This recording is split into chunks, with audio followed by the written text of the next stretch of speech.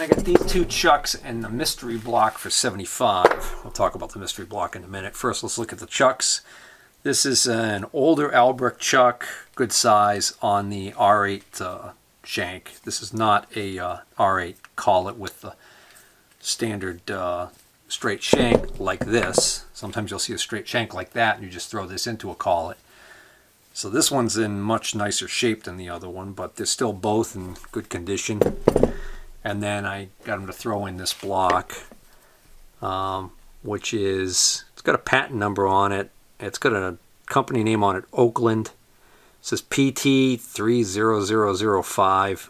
I've never seen one like that. It's kind of a neat setup block. So I'm thinking the idea behind this was you just plop this down on like your vise and you touch off to it and you know that you're maybe exactly a certain distance above. So why does that say 45 though? Hey, found out what the mystery block is and why these numbers are so confusing to me. What this is a quick setup block for use with the sign bar.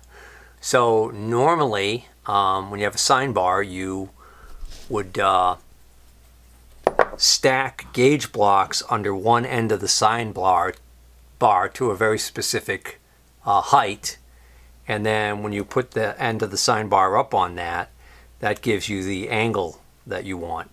So what this does is this basically eliminates the hassle of doing all that, and all you have to do is plop this down.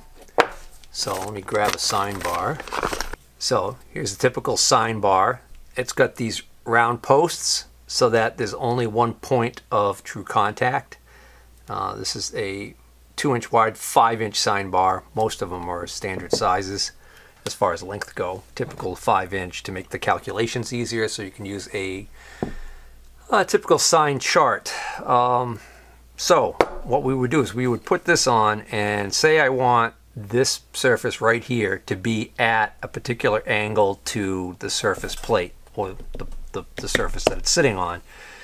Well, normally I would look up in my sign tables, figure out exactly what height I need to put under here in gauge blocks, and I would lift this up and put it onto the gauge blocks, and then this would now be at that angle, right? Well, with this, it's as simple as if I want a 5-degree angle, I stick this in like that. That's now 5 degrees. If I want a 15-degree angle, well, I see there's a flaw here in the principle. Hold on a second. There must be a way to do. Ah, all right. So it's not exactly the perfect. So 20 would be this one. That one's a little easier. That one we can do 20 degrees. All right. 10 degree. That doesn't quite fit, so that's a problem too. Either my sign bar is too big to be used with this, or I'm using this wrong. I don't think I am though. See the 45 way on the top there. So that's this puppy.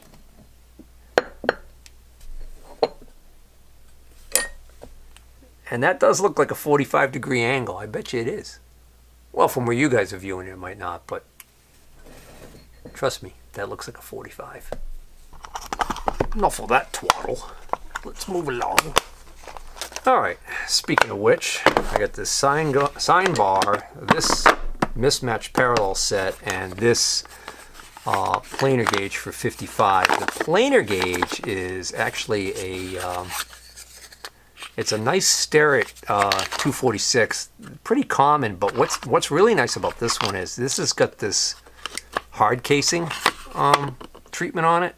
It's almost like, I've called it like an acid wash look before, but I think I looked it up and it's called hard casing, and it gives it a really neat look. And you got the 1-inch and the 2-inch extensions in there in the original old box, which is kind of neat. The sign bar is, like I said, it's a 2-inch by 5-inch. Other than being engraved, it's actually in excellent condition. It's down here, it actually is marked that it's an SPI, so it's probably an import of decent quality. And then this little set of parallels which is 1, 2, 3 matched pairs, and then for some reason these 2 odd guys. But they're nice precision ground parallels, so still a decent little set for somebody. And then the last lot I put together was 95 for these 3 drop indicators. This is just an SPI, but it's like brand new. And what's kind of neat about this SPI is it's got this back on it, which this magnet, which is made by Unimag of Kent, Washington, screws right on there, and then you can slap that right on your, on your bed or whatever, your lathe bed. And then when we were looking through other stuff, I ended up finding this back, which I suspect is the original back to this. So I think I'm going to steal that off of this with the magnet for one of my better drop indicators and just sell this SPI. Thing looks brand new. Then he had not 1 but 2 of these Gauge Master Corporation dial indicators. I've never heard of this company. So it says Gauge Master. There's a phone number, and Gauge Master Corporation of Anaheim, California. There is nothing to indicate where these are made. They're brand new. Very nice looking indicator. Has the the limit sets, stops there, or whatever you call them. So did you notice something about these? These are tenths. I've mentioned this in the past, but tenths indicators that are drop indicators are a lot less common. They tend to be used more on inspection stands or comparator stands or things like that. So now that I've got this here and I've got more time to look at it, maybe I can find something to tell me about it. Let's see, there's some paperwork in here. Maybe that'll say something. I kind of doubt it though. Care and maintenance. Doesn't even say where the paper's printed in. All right. Let's see if I can look these up. Well, all I could really find was that Gauge Master Corporation was a company that made optical comparators at one point. Yeah, so I mean, the only ones I could find on eBay, there's one listing for one of these right now, and the box is in much worse shape than mine. Not even sure if it's new old stock or if it's used with the box, but he wants $149.99 or best offer. But I mean, I wouldn't want anywhere near that for these. As it is, I'm probably into those for about 30 bucks a piece, and that's a little out of my comfort zone for drop indicators, but they are new old stock, and it kind of intrigued me, the fact that they don't appear to be made in China. And they're tenths indicators, like I said. In addition to the 3 drop indicators included in this last batch of stuff, was this older Starrett depth mic. Still, actually, it's in great shape. It's a 449. Works perfectly. And what's nice about this, even though it's only a 0 to 3, is that it's a blade micrometer. So it's got the blade style rods, which is nice. And had these 2 blocks, and didn't take very long at all to look at them and realize they're not a matched pair at all. This one's actually physically chunkier, clunkier, and bigger, and this is a nicely made Starrett. So it's unfortunate he did not have a pair of these. It's a Starrett, and oddly enough, this may or may not be the correct, yeah, it looks like it is the correct clamp. And then he had this one here, which is a Brown and Sharp 750B. So this is a more common Brown and Sharp one. Still a nice one. Originally, I had found these like this with just one clamp. And then later, we found these 2 clamps in another box, and I got them to throw these in. What's nice is that these are original clamps. And they fit this, so I'll be able to sell that with one clamp, and I'll keep the other clamp because I might even have another one of these. Maybe I can even make a pair. They won't be precision matched, but still, if they're both 750Bs, that'll be close for a lot of people. Close enough for a lot of people's work. All right, so now what's left is just the stuff that's some small little things that were thrown in as extras on a couple of these lots, and I just forgot what they went with, but let's knock those out real quick. I think the lot of parallels included this this set of 1, 2, 3 blocks that somebody made. Got a little bit of slight damage on them, but still pretty decent. This lone wolf 1, 2, 3 block. Like I said, just general stuff. This is a Jacobs U14N. So what this is a rebuild kit for 14N Jacobs chuck. What's in here is the split collar and 3 new jaws. So if you have a 14N chuck and you want to rebuild it, that's what you would use. A couple of these general hardware ratcheting. So these act like regular tap wrenches when they're locked, and then you flip this lever one way, ratchets in that direction, and you flip it the other way, and it ratchets the other way.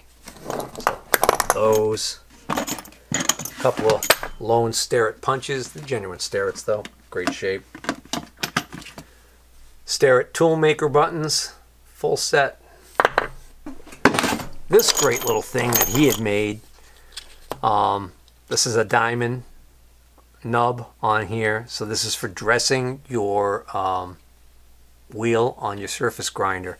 It's got a really nice grind to it, and it's really kind of a neat, versatile one. The way he made this, he's got a hole on this side, and then he's got a hole on this side, and then one at an angle, and then a couple of larger ones for the other size.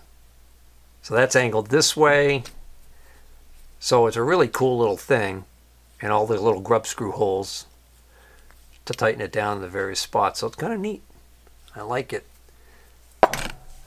A Fowler screw pitch gauge, an SPI screw pitch gauge, an SPI vice stop, one of these quill stops, what I thought was a Starrett scriber, but actually ended up being a Starrett precision screwdriver, P-slot cleaner, one of those Teco ones, 3 Mitutoyo micrometer standards, which is kind of odd because he didn't have any Mitutoyo micrometers. And this is the tool that comes with the Mitutoyo dial caliper for reclocking it. And then this is a, what is this? Oh yeah, this is one of these attachments, these shoes that goes on a Starrett 120 dial caliper and turns it into like a depth gauge. That's a nice find. And I got one other item which I forgot to bring in, which is a nice set of Mitutoyo 12-inch dial calipers. Now looking down here at my feet, I realized I forgot about these 3 items that we put together in a lot. This is the one large V-block, fairly large V-block he had. This is a Suburban tool, which if this was a pair, this would be a really nice score. It's just a single though, but it's clearly marked Suburban Tool Company, so this is a good quality, and it's got this type of kind of like the Taft Pierce style of hold down that they used on these, and it's in great shape. And this piece that he really put a lot of value on, he thought this was really a great item. It is a prick angle block. It's from Travers Tool Company. You know, made in China. It's an import thing. So what we've got is we've got a block that you can set the angle of the V. That's all it is. You know, in a higher end name, that's a pretty expensive item. I don't know what Travers Tools gets for these now. I think it's still in the catalog. And the last item of that grouping was this pair of number 278 V blocks, Starrett, in the box with the 2 clamps. And these may actually be, I was going to say these might be unused. Could be that they just scratched up from banging around in the box, quite frankly. I think these might actually be new old stock. If not, they're close to it. They're mint.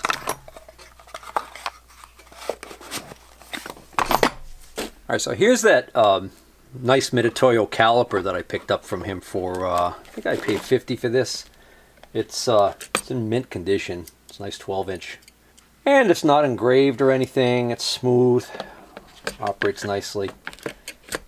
If it had the paperwork in there, I would say that it probably was brand new. So it may have been used, but if so, very lightly. The case is in excellent shape also.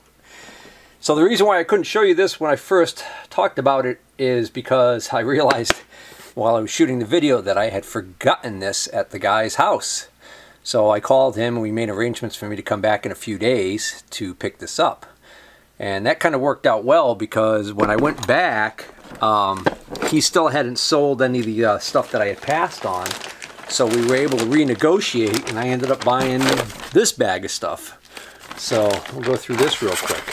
So first up we have one of these just plain made in China, no name indicators, but it's in really great shape, works fine. This is like a brand new old stock, was this a 196 or 198? I always forget. Stare it indicator. I've got plenty of these. And I think he had 2 of them. Yeah.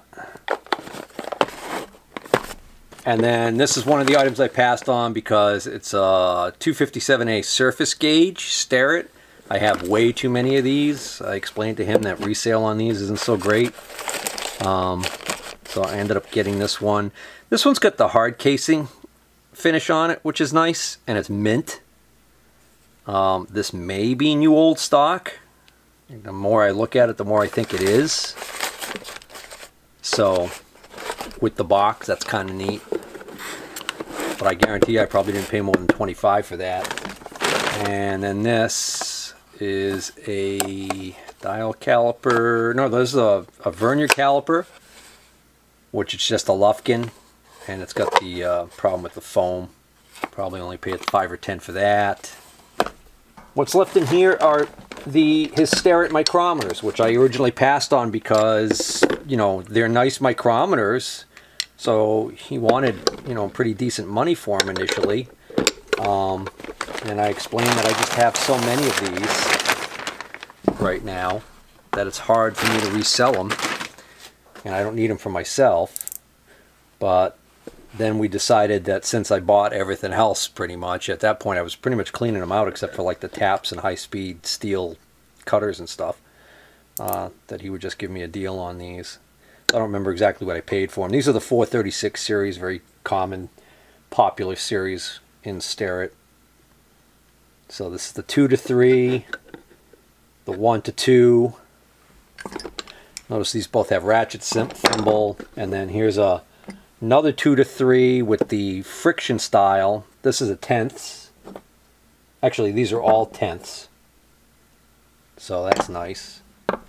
Which just means they have that vernier on the side there, so you can actually really dial in. Here's another friction thimble one. So it's the 1 to 2 and 2 to 3, and a 1 to 2 and 2 to 3 in ratcheting. And what do we got in here? Just trying to keep these from getting all banged up. And a 3 to 4 in friction. And the only one that really looked a little rough is his 0 to 1 inch friction. So this is a set from, so 0 to 4 inch set right there. That's kind of nice. Well, alright, so that's going to bring this episode to a close. As always, I hope you enjoyed this tool pick video, and if so, please hit the like button, and if you're not already a subscriber, please hit subscribe. Thank you. And it's not